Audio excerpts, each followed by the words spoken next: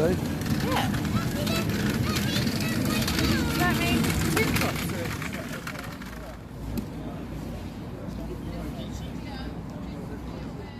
If you're at the front of the race one, you're at the back of the race two, and then the rest of the successful drivers will go on the semi-through to the final. So overtaking is guaranteed. It's a 1250cc Yamaha powered body rocket. Always reliable fantastic racing. We'll give you a little bit more detail of all the other things that are going on around the course as well.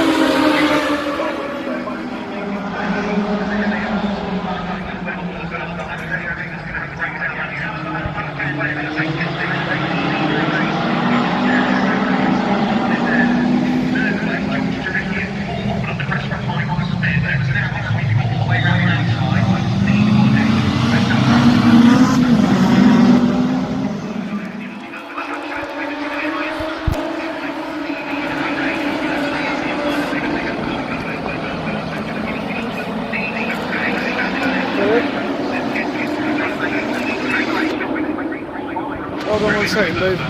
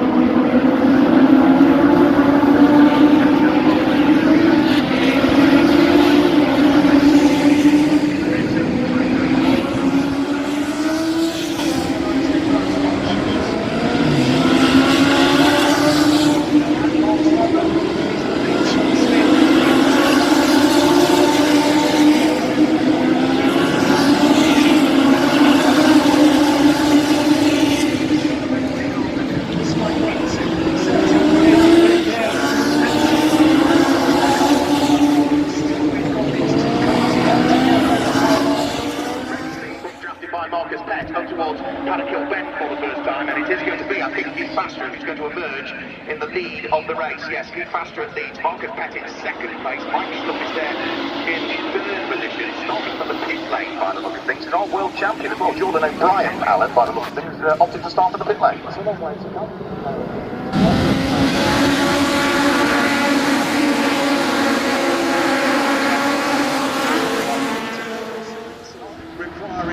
A bit of welding before the car was sent out, ready to go. So I think down at the number 32 yard, it's been tracks in front for this second heat of the day. Let's hope that everything is good things, Peter.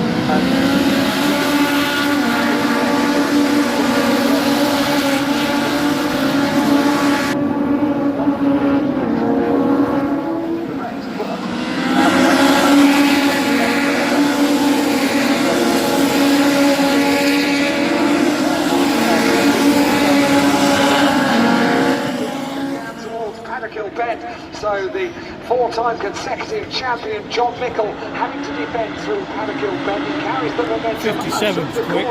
Still in second place, closes on the leader Marcus Pett as they go through Druids, and it's 3-4 for the lead.